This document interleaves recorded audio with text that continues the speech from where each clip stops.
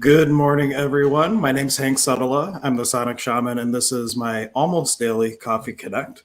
So I invite you to grab your coffee, grab your tea, whatever you like. Today, I don't know if you're local, but there's a place called Trader Joe's, and I'm not big on flavored coffee, but they got this wintery blend, and I thought I'll try it. Cinnamon and then peppercorns, believe it or not.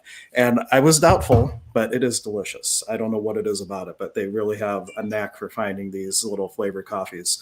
So that's what I'm drinking today. And the whole point of this is while we have a little cup of coffee, we also have a little dose of morning inspiration. And before I forget, let me switch over and to my Facebook and just make sure this is public on my page. If you find value out of these, what I would suggest, because we have this little principle in shamanism called Aini, which means divine reciprocity. And if you'd like to energetically contribute to the work that I'm doing, just take a moment to share it. There's also a link in the description over to the YouTube channel. The best place to watch replays or interact once I'm live is on the YouTube channel. And if you subscribe there, make comments there, YouTube feels that it's relevant, serves it up to more people. So that is a great way that you can kind of contribute back to the show or whatnot. And I can't find this on my page. I think I'm streaming to my own page. Let's double check. Refresh it here. But anything on your mind, go ahead and you can make a comment, ask questions. Here we are. And edit audience. The software we use, for some reason, it just does not like to allow it to be public. Even if you make it public, it switches back and reverts back to the original one. So anyway, I thought today I would start, well, first after my sip. Since I do have the trade name Sonic Shaman, I thought I would give you a little taste of sound healing and talk a little bit about that.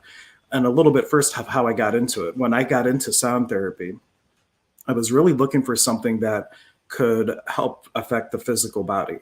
That people were coming with back pain and they didn't want to deal with the energetic reason why whatever it was is manifesting, that you could offer something just to kind of treat the symptoms.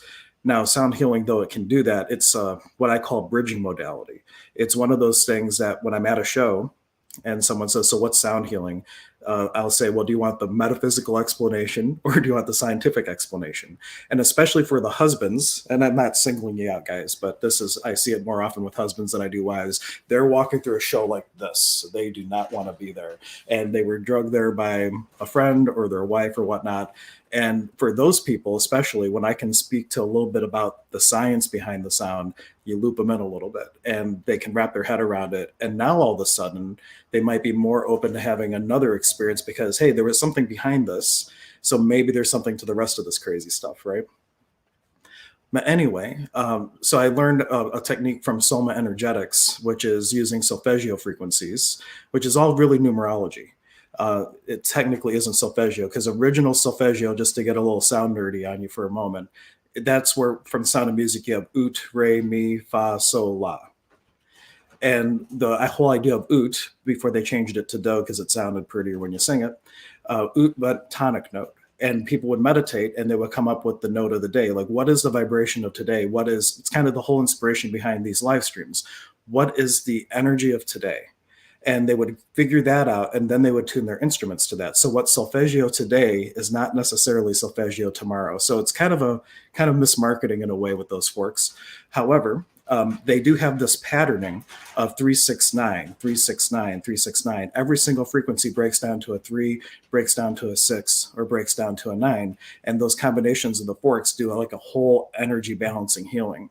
And so that's the first thing that I learned. And when I learned it, I'm like, oh, well, that's all energy based stuff. That's not what I was looking for. So I kind of put tuning forks on the shelf for a very long time and came back to it later. But there is the guy who kind of saved it for me is a guy named Dr. John Boyu. And he wrote a book called Human Tuning. I normally have it on my website. I'm out of them now. They have them at Goddess Elite. You can get them on Amazon. But he's a clinical psychologist. And he decided he had this theory that the human body could be tuned just like an instrument. And he ended up getting some tuning forks, specifically, I think it was just like an A440 because that, or maybe I forget the exact frequency that he was getting it, but he was going to get those forks and he was going to go into an anechoic chamber, which is like the soundproof chamber that they use for different study projects and everything. Because he had read in a book, I believe, called The Maharishi Effect, that someone who was in this chamber could hear two distinct tones. One of the tones is the actual frequency of the blood moving through the body, and the other tone, higher pitch tone, was the frequency of the nervous system itself. So what his theory was that he was going to go into this chamber, he was going to activate a tuning fork and see if the pitch of what his body was emanating off would shift based on the tuning fork. Now, funny story, and this happened to me on my way back from a workshop with the man, and I had to email him afterwards, and I'll circle back to that in a moment. But he's so excited to try this that he's flying back, but not literally, of course, going very fast back to the university where he had access to this research equipment, and he gets pulled over by a state trooper. And the trooper sees the tuning forks on the side of his chair, and he's like, "What are those?" And Dr. John started going over his research and what he was looking at. And the trooper had him get out of the car, and he's saying, "Oh my gosh, am I in trouble? Am I, are tuning forks illegal driving with him or something? Because, why would the trooper want you to get out of the car?" Takes him back to the cop car and shows a little itty bitty tuning fork about that big. And he says, "Do you know what this is?"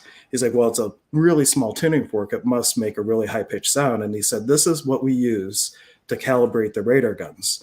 And whenever I do that for a period of time after I use this fork, I can look at a car and just know how fast it's going, and I can validate it by using the radar gun." And John took that as a validation from spirit that the human body can in fact be tuned. And that's where, if you look at chakra forks, if you look at organ forks, if you look at planetary forks, any of the forks on the market, what's occurring is when those tones vibrate, there's a sympathetic resonance that occurs. So if you have the healthy frequency of a liver, that frequency goes to the liver and helps to change the frequency of like a diseased liver to come into a more healthy resonance. So that's how one aspect of tuning forks work.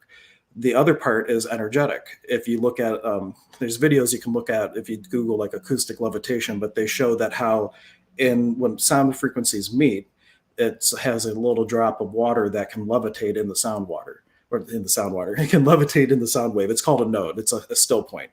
And they use it in the pharmaceutical industry to mix different things with no possible contaminants. But the water will literally levitate within the sound frequency because it's being held in that vibration. And then if you submit it to harmonics, the water starts to spin. 2-pointed, 3-pointed, 5-pointed, 16-pointed stars as it starts to spin. So from a metaphysical standpoint, it's like sacred geometry in the water molecules of your body. That's how the energy centers are balanced, the meridians are balanced, all those different things. And then the final physiological thing that they found is when they did blood draws before, after, and during sessions, there was a spike in nitric oxide, which is something that your body needs. And it's a cellular response called puffing. And when your cells do this thing called puffing, they release nitric oxide, and that's good for inflammation. It's good for pain relief. Allegedly, none of this has been, evaluated by the FDA. I'm not claiming to treat, diagnose, or cure any disease, of course.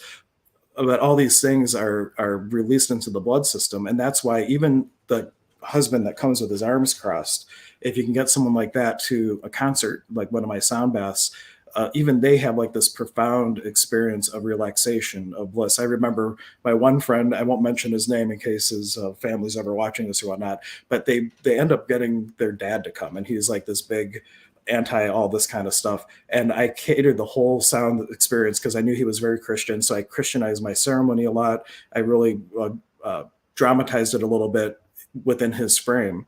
How he looked at the world. And at the end, he's like, even he felt good. And he actually came up and thanked me. He's like, "I don't understand all this stuff, but you're doing good work." And so that sound healing is this amazing bridge modality that can take even someone that is so far away from being in a place of receiving and a place of just allowing contribution from other people, that it can kind of crack that open and allow them to have an experience that allows them to suspend their disbelief, because there's so much going on. Your whole being is really being engaged at that point. So I ended up, Dr. John Bayou's work showed me how it was good for physical things and was bridging into the metaphysical things. And so I learned a lot more about sound healing. If you ever come to my office at North Olmsted, I literally have 500 forks, I think. It's like the Apple store. It's like there's an app for that. There's a fork for that. There's a fork for everything. And then I discovered crystal bowls. And I have one of those with me here. This is a hand bowl. It's a very functional bowl. Like if you're a healer and you're looking to get like one crystal bowl. The hand bowls are great because you can use it in the auric field of somebody. It's a lot. You can, with your intention, drive energy, pull things out, redistribute them. And with just a little suede wand, I have little designs in this one. This is Metatron's Cube, a little other designs, Flower of Life. Not sure what that one's called. It's Celtic, but I forget what it is. Well, you probably can hear that already, but this is how it sounds. It's just a nice, cool, smooth effect. My friend Sarah, who I was just talking to yesterday, because I'm putting together kind of some videos from different sound healers about what their go-to sound things are, because everybody's different. I have forks that I like to use. My friend Brian has forks he likes to use. My friend Sarah, she loves starting with like solfeggio tuning forks, and then she uses a hand bowl and smooths all the other energy out. So everybody has kind of like their go-to thing, and there's no right or wrong of it. But depending if you were looking to get into things, people resonate with different people, and it kind of gives you a good idea of what might be the greatest fit for you. That's one reason I like doing what I call buying appointments. When people are really looking to get into this for the first time, I said, before you buy something, just schedule an appointment on my website. Come and play with all the forks. There's 500 to choose from, right? And take a look and see what really sings to your soul, because people will come in wanting one set and they leave with something they didn't even know existed, because it just like lit them up as soon as they heard the tones. They're like, oh yeah, that's it. And that's really the great way to get started. And Mike, good morning. I'm just now looking at the comments. I'm so pleased that you're able to join us. You're always logged in under a different YouTube account, Mike, because I notice that it always looks a little different. And he's reading a bars agreement. Access bars, don't be a D. You have to give me more context. What is the tone of your crystal hand bowl? This particular one is for the pineal gland. And I don't remember the actual notes, but when I got it, that's what I was told it was, and that's what I use. I have one other one. I have a friend who got out of the bowl business, or got out of being a sound healer, and I bought all of her bowls. So I have a second one now. And the cool thing is you take both of them, you lightly tap them on the knees, so it's barely activated. So it's not as audible to like someone across the room. And then you hold one on either side of the person's head. And the difference between the two frequencies is just enough to create what we call binaural beat. And a binaural beat helps the brain shift from alpha or beta, wherever you're at, to go into a theta state where someone is more likely to have a profound experience and things. Someone else was saying, wow, very informative, just looking at custom made staves and wands that are programmed with frequencies. Ooh, and I don't know, davidserrata.co. I'm not familiar with him, but all those, any wands, crystals, or anything you can anchor frequencies into. So if you wanted to have a particular tone and don't want to buy a fork, you could use a program like Audacity. It's free, download it, and you can plug the tone that you need in, and it will just play. So then you can put your crystals or whatever you want on there. Or if you had organ issues, like say you're a drinker and now you're retired, but you need to give your liver some love, you can look up Barbara Hero's work. She's the one who came up with all the frequencies of the healthy organs, and look up the frequency for liver and just put that in and play it. Now you do get the sympathetic resonance, that from that you would not get necessarily the harmonic effect. So you would get more some of the physiological benefits, but not necessarily like that acoustic levitation we were talking about. You're not going to necessarily get that type of thing when you're just doing like a tone generator. Cool, but thank you for the contribution and the questions. Anything on your guys' mind? I kind of went in my nerd zone when it came to sound healing. I didn't anticipate talking about any of that, but it seemed to be in the air, so we talked about it. But what's on your minds? Scholar tech and dragons. I think that's dragons. Thanks for commenting, Mike. I see people bailing now that my nerd talk is over. No, that's all right. Joe Mattson is great work too. I worked with Joe on several things. Joe Mattson is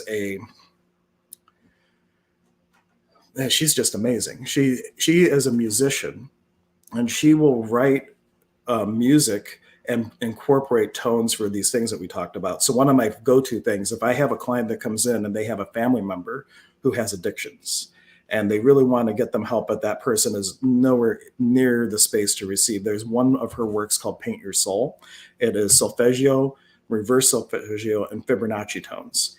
And especially Fibonacci, if you're familiar with it, it's all about ratios and it deals with microharmonics. And in those microharmonics, it kind of creates, not kind of, it creates a lifeline, if you will, a direct connection from you to that divine spark within. It's like a lifeline. And sometimes by creating those tones for somebody with deep addiction, it gives them a line that they can pull themselves up out of it. And it does, I mean, it's still a lot of work. It's not a magic wand and they just stop drinking or anything like that, but it gives them a connection to source. Because one thing with addictions, that we're so far separated, we have such a point of view that we're not all one, we are in fact all separate, and they're so anchored in that reality that addiction is a way to medicate that. And if you can give them through Fibonacci or a similar thing where you're giving, vibrating them from within, where they have that connection, now they're able to tap into source, it gives them just enough oomph to be able to get themselves out of it, hopefully. And Jill's CD is so sneaky because they don't even know that it's happening. So you can play Paint Your Soul in the background and you don't even know. And Jill and I worked on, I'm supposed to be getting her some material for a book on solfeggio, but we came up with, or she came up with mirror solfeggio frequencies. So normally you have ut, re, mi, fa, sol, la, etc. And it was all patterns when you break it down with numerology, 3, 6, 9, 3, 6, 9. We inverted it. So like 3, 6, 9 is for ut. We did 3, 9, 6. So we just flipped the last two digits. And now when you do that, if you're using both ut forks, the combination always numerically breaks down to a 9, which is for completion.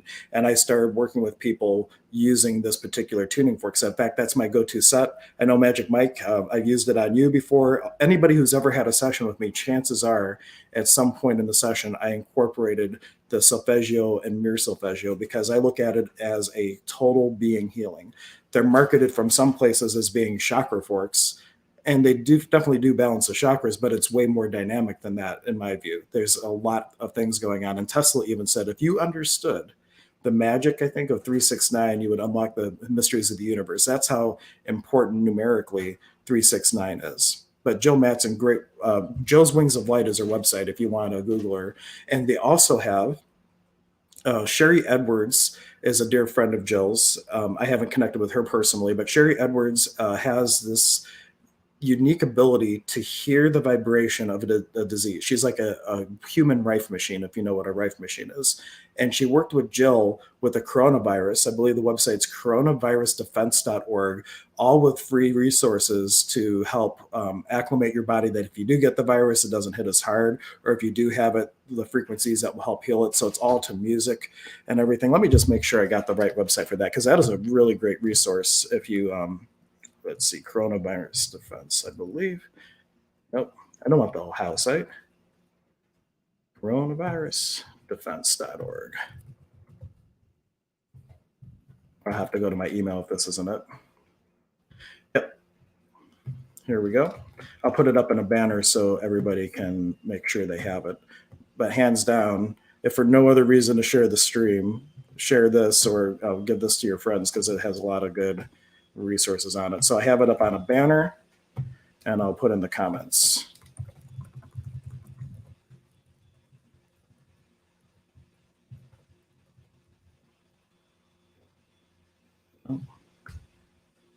Type. There we go. There we go. Now it's in the comments as well. Anything else on your guys' mind? Or I'm at 18 minutes. And I always plan these to go a little bit on the lighter side. Yesterday I went for 30 minutes, which is fine. I'm just getting my feet wet streaming on my own. I'm going to do this maybe not quite every day, but my target is to do it every day and just have a little thing of morning inspiration. One thing I will mention now, at 10 o'clock, I will be streaming with Dr. K. We do every Friday, we have a live stream. And today we're going to be talking about empath overload. Let's see, here's my little thing for it. I'll put up. Come on. Yep, so there's my empath overload. We're going to be talking about that at 10 o'clock. And the whole idea of that is giving tools that empaths can use, especially during our crazy times here, to not be overwhelmed by their gift and to be, stay in the world without having to medicate. And then next Monday, with my friend Ernie, who was commenting yesterday, we're going to be doing Astrology for Self-Help. That's going to be on Monday at 11 o'clock. So we're going to keep it. Astrology can get really technical.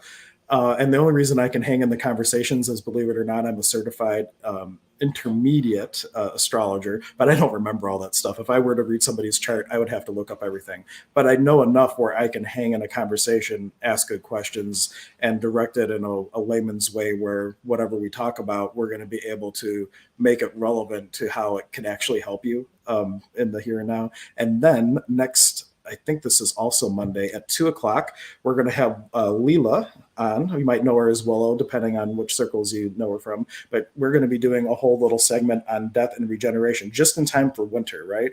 That is the energy of the season. So we're going to be talking about that. Let's see. Do more on sound. Well, we can do more on sound. I like sound. And when I stream from the office and I have all my sound doodads, and I'll definitely do more on sound. Or I do have other fun things. I'm not going to play it today, but maybe I'll do one and I'll start just by having literally a good note and play a little bit on my Native American flute. So we have that too. And here's Joseph. Great way to start the day on the right note. First thoughts, words upon awakening, ripple affect others throughout the day too. Joseph, if you're the Joseph I'm thinking of, is the sound okay today? I know that yesterday, I think there was somebody on one of the streams that the sound wasn't good and they were having a hard time listening. And I'm not sure. I want to make sure it's not my setting because I can tweak mine.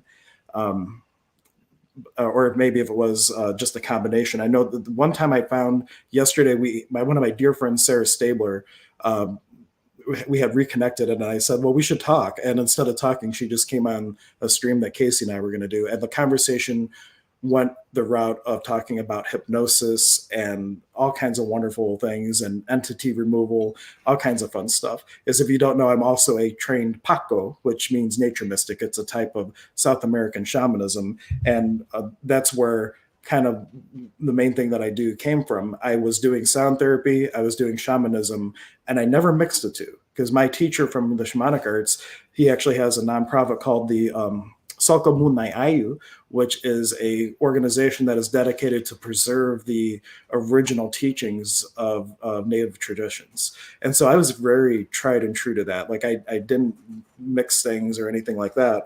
And then while I was I was driving my kids to the daycare, and this red-tailed hawk swooped so close to the car, I had to slam on the brakes to not hit it. So it was probably maybe 4 inches away from my windshield, and it just kind of cocks its head and looks at me. And in that moment, I had the vision Sonic Shaman. And from that point on, I just started mixing the two, and I love it. They complement each other so well between the ceremony and the sound. I thought I had my mesa here, but maybe I don't. I'm not as prepared today as I thought, but though I don't really prepare for this other than my coffee. That's the one thing. Like I got to make sure that I get my coffee in. Which these probably go longer because I talk so much and then I don't sip on my coffee. So if I'm really doing it, my coffee's gone, it could be a very long stream. All right, both people say it sounds great. Thank you. Joan. Hey, Joan. Thanks for hopping on. And we have Faye saying, you have so much knowledge. Thanks for sharing. You're very welcome. I have studied a lot of things.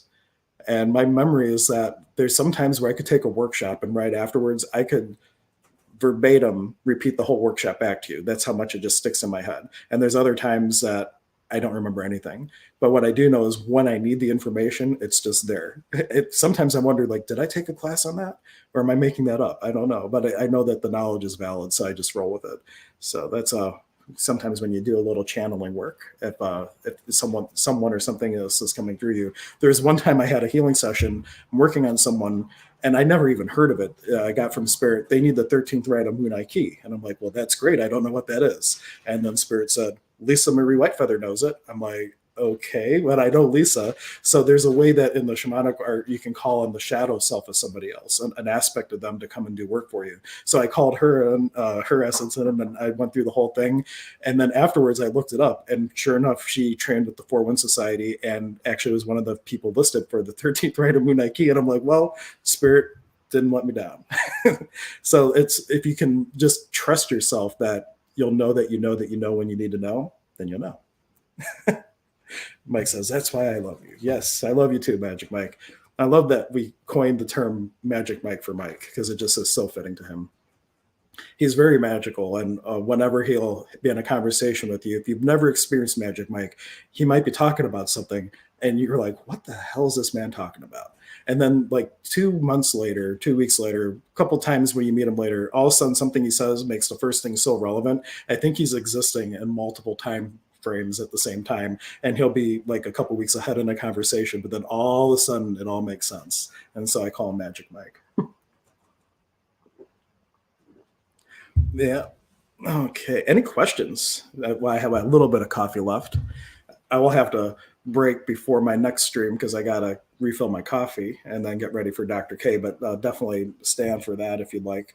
And I also should mention Wednesdays, Casey and I do a live stream where it's at 11 o'clock Eastern time every Wednesday, and we do a group virtual healing session. And so we'll open up with ceremony, we'll do sound, light language, and then afterwards we'll sometimes break the stream, come back on, and take a couple people where we'll work with them through comments on one-on-one and facilitate some healing for them. And people in general have really good results. There was only one time that what we did, the person's like, I didn't feel anything. And I already knew it was going to happen. It was someone I knew very well. And I said, no, that's fine. He's like a whole multi-dimensional thing. It's going to take a while for the healing to settle down to him.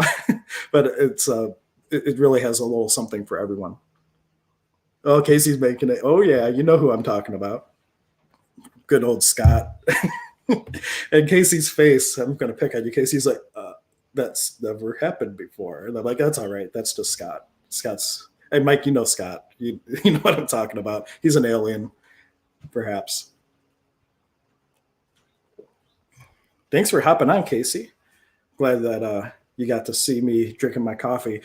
I don't know if you got what I was drinking beforehand. Wintery blend from Trader Joe's. I was so skeptical of this. Cinnamon, and then it has green and red peppercorns. But man, it's good. I'm not usually one for flavored coffee, but Trader Joe's is changing me. First it was pumpkin spice, then it was the maple one, and now wintery blend. I might not go back to normal coffee. I don't know.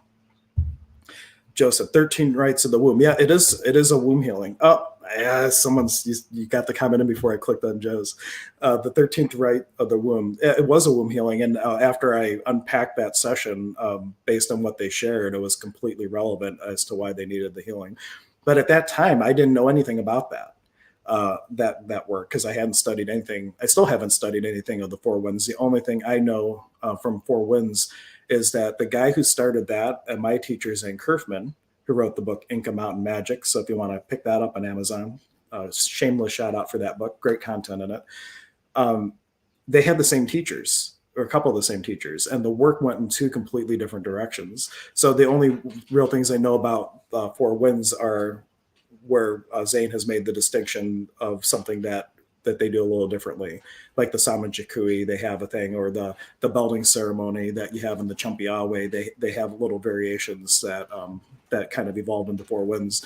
And the Four Winds is kind of a blending of northern and southern tradition. I believe they say it's all South American, but there's definitely, like, they have the medicine wheel, and there's no medicine wheel in the Southern traditions. And the carol, they hate that he did it, but they say it had to be done because they knew that the children of the North and the South would come together. And Four Winds really is a beautiful blending of the traditions. My only talking point is maybe call it more what it is, but it's a beautiful tradition. Hey, Kim, good morning. Who just messaged you, Mike? Zane? I don't know who just messaged you. Cross over to the T side. I don't know who you are, mysterious Facebook user. I think there was not a link this time in the description, but normally you can click a link and give StreamYard permission to access the information, and then it will show me who you are. So thanks to Joseph. He put his name so I knew who it was. So that worked out really good. And Kim, she is like the angel lady. She is one of the people that oftentimes attends my expo, which I had to cancel this year. Well, I didn't have to. I chose to cancel it this year for business purposes because it was, well, I'll go down that road. Basically, when you put on a big show, for those of you who don't know, I run a 13,000 square foot expo. And I get event insurance every year. And so in the off chance, like say the Sportsplex burned down where we have it, but I had already spent $10,000 in marketing, the insurance policy reimburses you all the money you spent on marketing and the cost of the show up until that point. So then you can refund your vendors. Well, coronavirus and pandemic stuff is an exclusion. So if I were to have had the show and we had another lockdown or whatever the case is, I would have had no payout. So I either would have had to like run and not market it, which who would want to come to a show that you didn't market, or out of fear, or not fear, but out of responsibility to be able to make sure you could refund the money back, or cancel it. And I'm going to account for this anomaly in my contract for future years, where it will speak to like an uncoverable insurance event or something. I have to think of the words, but that's why I chose to cancel it, because I just didn't feel um, I didn't feel was responsible to that wasn't just my risk to take. That was like all the vendors' risks if I were to do that. And in the contract, I would have to refund it. So it'd be like I have to come up with $15,000 out of my own pocket to refund a show that I didn't put on. And Kim just said, "That's why we do your show, Hank, because do the right thing with proper precautions." Yeah, but let's reframe it, because it's not out of fear. It's like what a responsible business does, you know. Yeah, but Tim Brainerd and a couple other my psychic friends, they said, "Oh yeah, you'll be fine." And looking in hindsight, we would have been. Nothing got canceled. However, it was still the right, in my mind, the right choice to make. Yeah. Oh, Scott just messaged you. Mike was just offering that. Scott Robertson. Cool. Awesome, awesome. Well, we're at 31 minutes, so I think I'm going to wrap up here. Join me tomorrow's the weekend, so I don't know what time I'll be on. I might be on earlier tomorrow because the kids don't have school. I usually during the week it's going to be right around 9 because they start school at 8:45. So I might stream earlier tomorrow and do a coffee connect before they wake up. So I might be on at like 7:30 or 8 or something like that. So watch for that. I'll post a schedule for it, and then I might just go on earlier. Joseph was offering, nice to revisit the past but not repeat it. Love exploring and fellowship. Thanks for your contribution. But I will go ahead wrap here. If you want to catch the stream in 26 minutes with Dr. K, that will be streaming on a different YouTube channel. That's going to be going to the Emergence of Being YouTube channel, but it will be going to my Facebook profile and the groups and stuff, so you can catch it there. And I will see you if you're going to be on that stream in just a little bit. Thank you so much for hanging out and having a cup of Joe.